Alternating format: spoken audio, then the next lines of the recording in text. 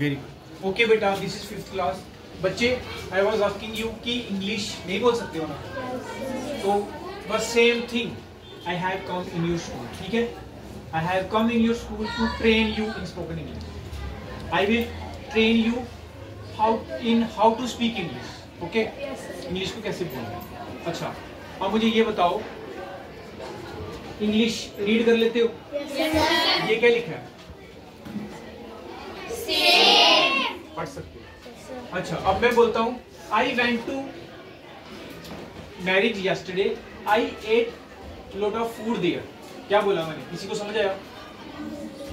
Really में नहीं समझ आया? हाँ बोलो शाबाश। I went to marriage yesterday। गलत बोल रही है। मैं कल शादी में गई थी, जब गया था। समझ आई? Okay, this is called listening. ये लिसनिंग होती है। देखो, जो इंग्लिश है ना, कोई भी लैंग्वेज है, उसके 4 पार्ट होते हैं। पहला पार्ट क्या होता है? पहला पार्ट होता है लिसनिंग। जब बच्चा पैदा होता है तो क्या क्या करता है? सुनता है ना, बोलता तो नहीं है ना। फिर उसके बाद क्या करता है? उसके बाद बोलने के बाद, लिसनिंग के बाद तो वो क्या करता है?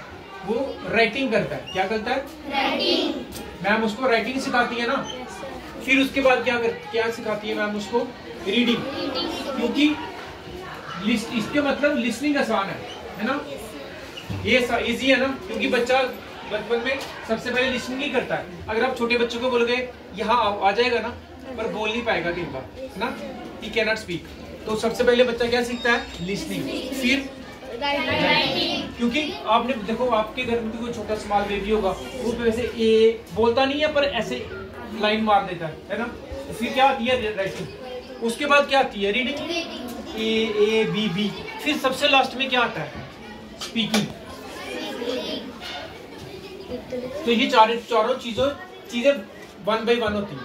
पहले लिसनिंग, फिर राइटिंग, फिर रीडिंग, फिर स्पीकिंग। अब हिंदी का भी यही होता है, लेकिन हिंदी में तो आप सब कर लेते हो। आपको रीडिंग भी आती है, आपको बोलना भी आता है, आपको सुनना भी आता है, आपको लिखना भी आता है। हिंदी में तो सारा कुछ करते हो, पंजाबी में भी कर सकते हो। लेकिन पंजाबी में कई लोग बोलते हैं पर लिखने नहीं आता। मुझे पंजाबी आती है, बोलनी पूरी आती है, ठीक है? मैं पंजाबी हूँ, बोल भी सकता हूँ की कर रहे हैं, की खा रहे हैं, पर मैं लिख नहीं सकता पंजाबी। समझ आई? अब उर्दू भी मैं बोल सकता हूँ, उर्दू लिख नहीं सकता। तो कई लैंग्वेजेस ऐसी होती है जो हम बोल सकते हैं पर लिख नहीं सकते। समझ आई ना? तो लेकिन इंग्लिश के केस में क्या है? इंग्लिश आपकी बहुत इंपॉर्टेंट है। इसलिए देखो, हिंदी का कितने सब्जेक्ट है? 1 सब्जेक्ट है। इंग्लिश के कितने सब्जेक्ट हैं?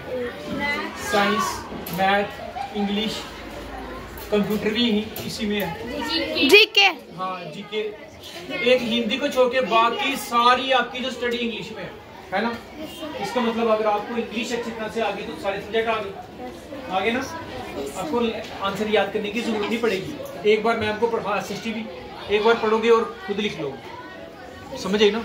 वो होता है रिटन पार्ट, ये बड़ा मुश्किल है। अगर आपको लिखना आ गया, समझ लो आप, फिर डेफिनेटली आपकी जॉब लग जाएगी। फिर आप लाइफ में कभी मार नहीं खाओगे, लिखना आ गया तो। लेकिन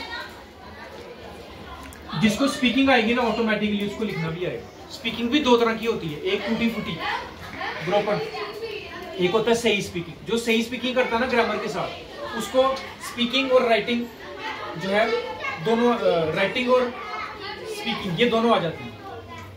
जिसको राइटिंग स्पीकिंग आ गई उसको राइटिंग आ सकती है, पर जिसको राइटिंग आती है उसको स्पीकिंग नहीं आ सकती अगर वो प्रैक्टिस नहीं करेगा। समझेगा? इसलिए कई बच्चे ऐसे हैं कि वो लिखते बड़ा अच्छा है, पूरा ऐसे भी लिख लेंगे, आंसर भी लिख लेंगे, पर जब बोलने की बारी है कि बोल नहीं पाएंगे। समझ आई ना? आपने देखा होगा, बहुत सारे लोगों को देखा होगा। हाँ, लिखना भी वो बोला नहीं कि मैम ने आपको 4 लाइनें ली, वही आप रट्टा मार के आ गए, वो लिखना नहीं होता। लिखना ये है, जैसे मैं आपको टॉपिक दूं, लिखो भाई मैथ के ऊपर 20 लाइनें, तो आप अभी मुझे मैथ के ऊपर 20 लाइनें इंग्लिश में लिख के दे दो, वो होती है राइटिंग। ठीक 6 लाइनें कराई, वो 6 लाइनें ऐसी नहीं लिखनी है कि मैम की आप रट्टा मार के घर से आ गए ना, अपने से बना के एक बार मैम का आंसर पढ़ा और अपने से बना के लिख लिया। वो जब आप कर लोगे ना, फिर परफेक्ट, और 10th डेफिनेटली आपके पास होगी, कोई फेल कर नहीं सकता। समझ आई बात? Yes sir. अब मैं क्या कराने, अब ये समझ आ गई ना इंग्लिश के बारे में। अब मैं क्या कराने आया हूँ आपको, कि मैं आपको ये चारों चीजें कराऊंगा, ठीक है? लेकिन जो रीडिंग वाला एस्पेक्ट है ना, ये ऑटोमेटिकली स्लोली आपको आएगा, लेकिन ये तेजी से क्या आएगा आपको? स्पीकिंग।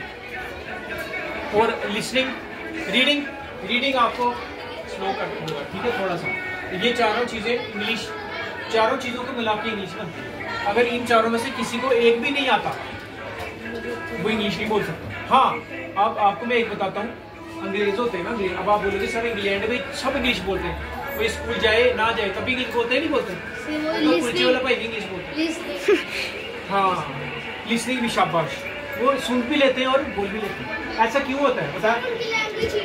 लैंग्वेज ये है कि सारे इंग्लिश बोलते हैं, उनकी ग्रैंड मदर, फादर, कुलचे वाला भाई, रेस्टोरेंट में नाई, सब इंग्लिश बोलते हैं। जैसे आप इंग्लैंड में जाओगे ना तो समझ लो आप किसी दुकान में गए, दुकानदार को इंग्लिश ही आएगी तो आप तो इंग्लिश में नंबर 1 बन जाओगे। लेकिन अब अंग्रेज पढ़े लिखे थोड़ी होते हैं सारे, उन्हें भी अनपढ़ अंग्रेज है ना, जैसे हमारे अंदर अनपढ़ होते हैं। वो क्या, अब जो उनके अनपढ़ लोग हैं वो लिख नहीं सकते, वो ना ही रीड कर सकते हमारी तरह, समझ आई? सेम उनका भी सिस्टम हमारी तरह, लेकिन उनको फायदा ये होता है कि वो पूरी दुनिया में घूम सकते हैं। अगर आप किसी दुनिया में जाओ, देश में जाओगे, आपके गए होंगे कोई रिलेटिव कनाडा, ऑस्ट्रेलिया, इंग्लैंड, अगर वो आईलेट्स इंग्लिश नहीं आती वो नहीं जा सकता, समझ आई ना? तो हाँ, इसलिए आप किसी भी देश में दुनिया में चले जाओ, अगर इंग्लिश नहीं आएगी आपको आने नहीं देंगे अपनी कंट्री में। इसका मतलब पूरी दुनिया में आप कहीं पे भी नहीं जा सकते अगर आपको इंग्लिश नहीं आती। अरे क्या, कौन सी भाषा बोलोगे? उनको हमारी हिंदी थोड़ी आती है ना, उनको पंजाबी आती है ना, डोगरी आती है, सिर्फ इंग्लिश, ठीक है? एक पता लग गया? अगर आप कहीं पे भी पूरी दुनिया में जाना चाहते हो, देश, किसी भी देश में, इंग्लिश नहीं आएगी, नहीं जा सकते। दूसरी बात, आपकी जितनी भी मेडिकल की, डॉक्टरी की पढ़ाई, डॉक्टर जो बुक्स पढ़ते हैं, कौन किसमें पढ़ते हैं? इंजीनियर बनना है आपको, कौन सी बुक पढ़ोगे? आर्मी ऑफिसर बनना है, पता लग गया? तो पूरे सारे जॉब्स इंग्लिश में, समझ आई? इवन कि अगर आप एक टॉय लेते हो, एक टॉय कार लेते हो चाइनीज, वही जो रिमोट से चलती है, उसमें भी इंग्लिश में लिखा हुआ आपको उसको कैसे चलाना, अंडरस्टैंड? हाँ, चाइनीज में लिखा होता है, चाइनीज तो हमें आती नहीं, तो उन्होंने इंग्लिश में भी लिखा होता है, समझ आई ना? तो समझ आई बात? This is why English is important, English important इसलिए, ठीक है? समझ आ गया ये सारा? पॉज कर दे बेटा, पॉज कर दे।